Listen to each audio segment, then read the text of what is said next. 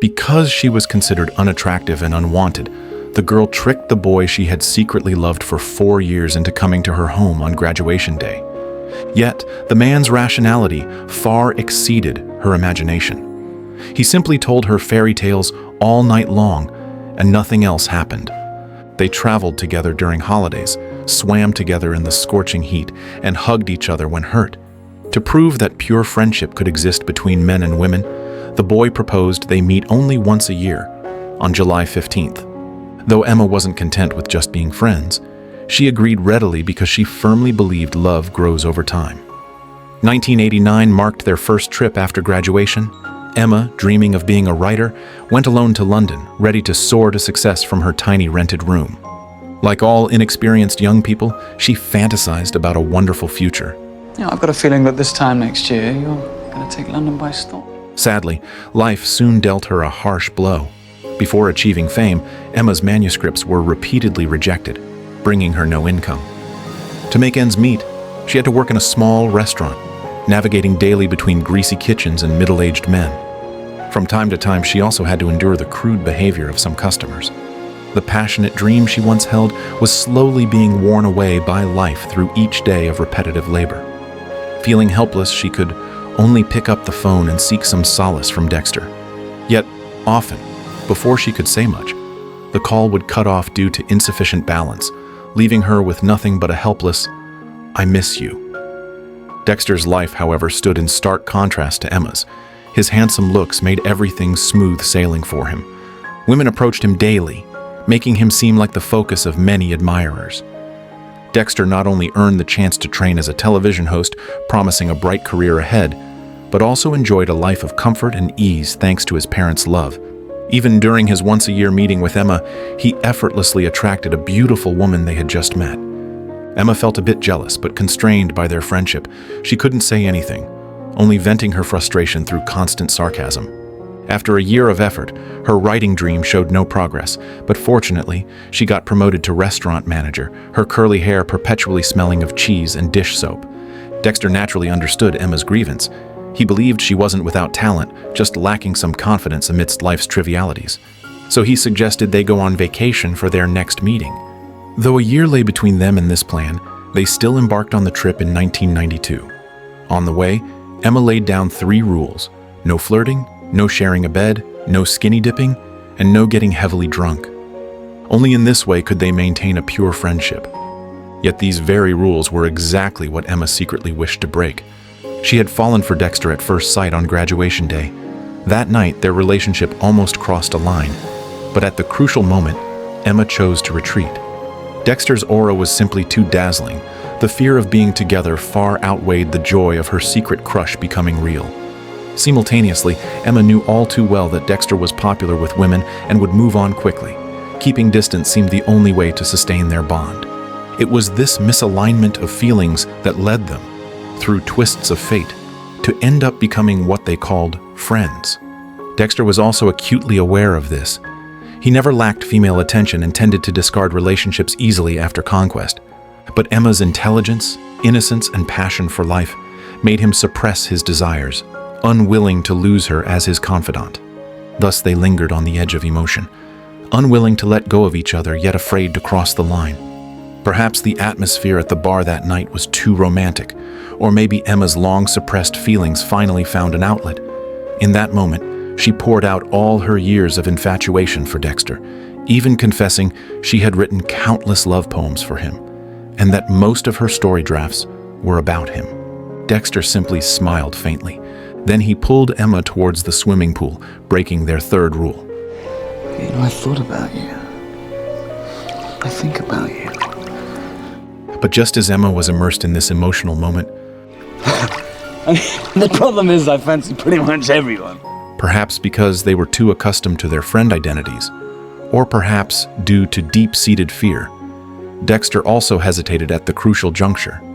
Like Emma, he understood that as long as he didn't truly possess, he wouldn't face the pain of loss.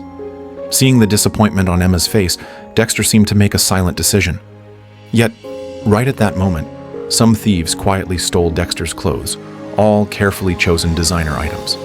His ridiculous appearance made Emma burst into laughter.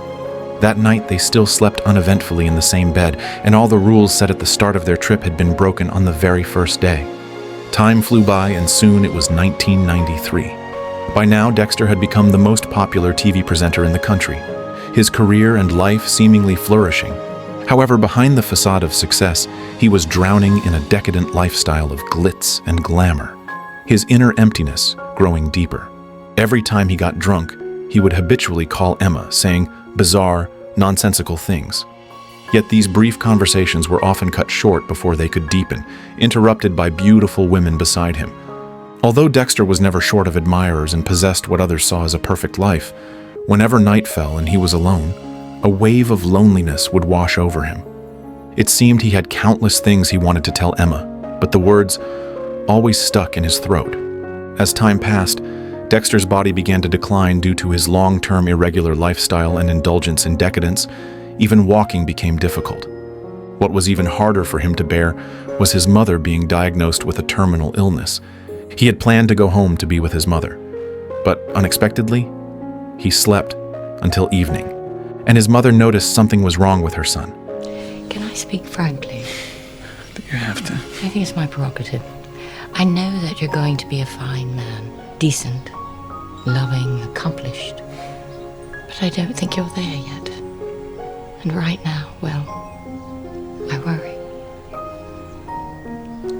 that you're not very nice anymore. His mother's words felt like sharp knives, painfully piercing Dexter's heart.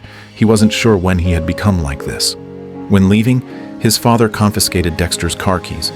He was deeply disappointed with Dexter's behavior today. This was perhaps Dexter's hardest day. He wandered alone in the biting cold wind, his heart filled with loneliness and helplessness. Seeking comfort, he dialed Emma's number. Can you call me when you get this? It's just I need to speak to someone. Not someone, you. Emma, about to head out, seemed to hear the phone ring. She also knew it might be Dexter calling, but she didn't turn back to answer it. She had a date today, intending to try a new relationship. After all, life had to go on. Ian was a stand-up comedian, but his jokes weren't very funny. His career wasn't going well. He wasn't as handsome as Dexter, nor as witty, and he was always rambling, making things awkward. However, Ian's sincerity made up for these shortcomings. At least he gave Emma a sense of emotional security. So on this rainy night, she let Ian stay over. And when July 15th, 1994 came, she did not answer Dexter's call filled with loneliness and longing. By 1995, Emma's life had entered a completely new stage.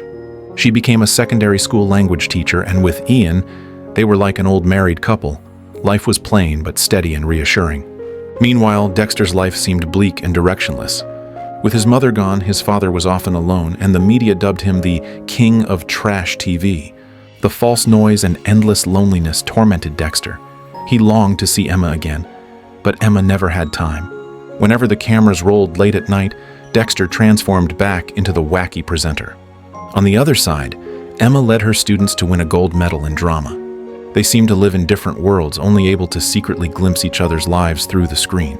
On July 15th, 1996, after 3 years, they agreed to meet once more. Emma sensed Ian's jealousy and said she could skip it, but Ian ultimately gave his silent consent. Emma dressed up carefully, arriving for the date looking exceptionally beautiful. Dexter remained as charming and suave as ever, though his talk occasionally revealed traces of his stand-up routine. They both tried hard to showcase the good parts of their lives, yet couldn't help but tease each other. Paradoxically, they both feared the other was doing better and resented that the happiness wasn't brought by themselves. Finally, Emma was the first to lose control emotionally. After all, an unremarkable school teacher couldn't compare to a presenter frequently in the newspapers. Dexter could only apologize repeatedly behind her. In those 3 years, they had both endured life's hardships and pain, leaving them exhausted. If it's over, then we should just face facts. Say goodbye. Please! I love you, Dexter. So much. I just don't like you anymore. After speaking, Emma truly turned and disappeared into the lights, leaving Dexter standing there alone, frozen in place. What he didn't know was that this departure would last 4 years. Dexter felt utterly devastated. It felt like he hadn't just lost Emma, but the whole world. During those 4 years, Emma fell in love with swimming, accepted Ian's marriage proposal, and persisted in writing regularly. Her income steadily increased, gradually making her the main breadwinner of the household. Yet ultimately, she and Ian separated. Ian couldn't stand the long-term dynamic of the woman being the stronger partner, and found it even harder to accept that Emma still carried Dexter in her heart. Although he tried hard to forget this, when he accidentally unearthed poems Emma wrote for Dexter during university, his patience reached its limit. They had a fierce argument and finally chose to part ways peacefully. Meanwhile, Dexter's life also hit rock bottom. At 32, he was fired by the TV station. As such entertainment shows no longer suited him, the station now wanted young newcomers in their early 20s. To maintain the affluent lifestyle he was accustomed to, Dexter began using his fading charm to pursue Sylvie. He desperately needed someone to love him. Before meeting Sylvie's parents, Dexter practiced saying, "I love you," repeatedly, because Dexter had liked many people but never truly spoken this commitment. But as the future live-in son-in-law, his status in the family was naturally low. His two brothers-in-law often mocked his past career, frequently calling him the trash TV king. At family gatherings, they were even more merciless. What should have been a harmonious family game turned into heavy blows against Dexter, sometimes resembling a group attack aimed solely at him. Dexter could only choose to endure silently, truly living by the principle of not hitting back when struck and not talking back when insulted. Then in 2000, Dexter was invited to a classmate's wedding, never expecting to encounter Emma there. She looked more radiant than ever, and Dexter couldn't help but gaze at her. His former roommate Callum, now successful in his career, proactively offered Dexter a low-paying but stable position. It seemed everything was moving forward. Yet even Sylvie had begun to look down on the now down-and-out Dexter. Perhaps unable to quell the stirring feelings inside, Dexter still sneaked over to Emma's side. 4 years had passed. His life was almost a complete mess. The only change was his voice sounding more mature. Emma was still single, but about to publish a new book. Dexter sincerely congratulated her, then handed her the invitation to his wedding next month. He planned to leave his chaotic past behind and enter the sanctuary of marriage. Though Emma spoke words of congratulations, complex emotions surged within her. Tears uncontrollably slipped down their cheeks at that moment. They agreed that after this meeting they would never disappear from each other's lives again. But fate forced them to part. Perhaps only by keeping distance and not disturbing each other could they have more stable lives. Soon after, Dexter's child was born. He tried hard to be a good father and accepted the job position Callum offered. Yet he still failed to secure a happy and stable family. Perhaps this was retribution for his once wild and unrestrained life. Sylvie had an affair, and the other man was Callum. On July 15, 2003, unable to bear this humiliation, Dexter left with nothing, heading to London alone to find Emma. By this time, Emma had become a household name writer, her neat short hair and unique aura making her seem entirely renewed. Dexter wanted to be with Emma, but before he could speak, he discovered Emma already had a new boyfriend. Her boyfriend was not only handsome, but also an accomplished musician. Watching them embrace, Dexter felt the pain Emma had once endured. He decided to leave quietly. Yet Emma's heart was equally adrift and shattered. Calm on the surface, but waves 1,000 meters high churned inside her. She made a choice that followed her heart.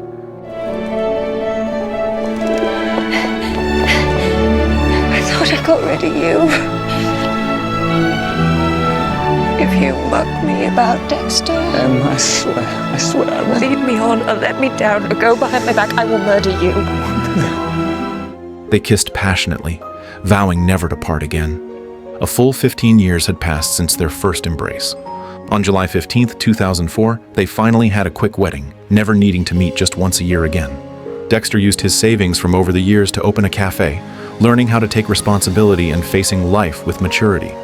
Emma also became more confident, as if transforming from an ugly duckling into a graceful swan.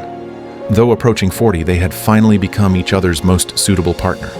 However, Emma wanted a child. Age constraints meant they tried for over a year without success, but they firmly believed that being together gave them endless time. Yet life is always unpredictable. That day, Emma finished swimming as usual and prepared to meet Dexter. She rode her bicycle through the streets of Paris, her mood light and free. Before leaving, she left a message for Dexter, but he didn't know it would be the last time he heard Emma's voice. I'm sorry for being so snappy this morning. Just wanted to say you're a fine thing, Dexter Mayhew. I love you very much. Okay, there you go. Lucky you.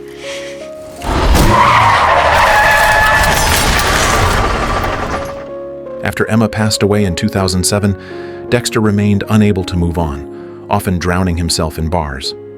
And when he saw a woman who resembled Emma, he couldn't help but approach her, always ending up beaten and bruised. Day after day, Dexter fell into a painful cycle.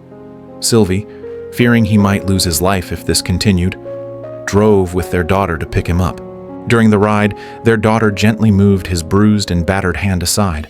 This small gesture made Dexter realize he had truly lost too much. When he woke again, he found himself back in his childhood home. His father didn't say much, only urged him to pull himself together and live well, as if Emma was still by his side.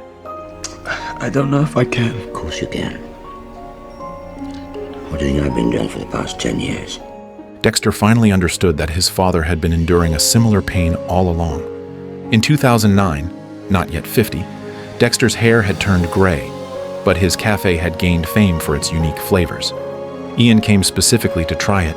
He admitted he had once been intensely jealous of Dexter, even hating him for receiving all of Emma's love. Now Ian had his own family, and past grievances seemed to have vanished. Looking out the window at the warm scene, Dexter's thoughts drifted back to that morning long ago. If they hadn't made that foolish pact, if Emma had been more confident back then, if Dexter had had a sense of responsibility earlier, how might things have turned out? Perhaps in some unknown corner, within the cracks of time, Emma was still smiling, still young and full of life. Dexter didn't let grief consume him. Instead, he chose to move forward, carrying Emma's shadow. He told his daughter about Emma's dreams, carried her courage into his daily life, and made their unfinished story the way he lived now. Because true love doesn't end with parting.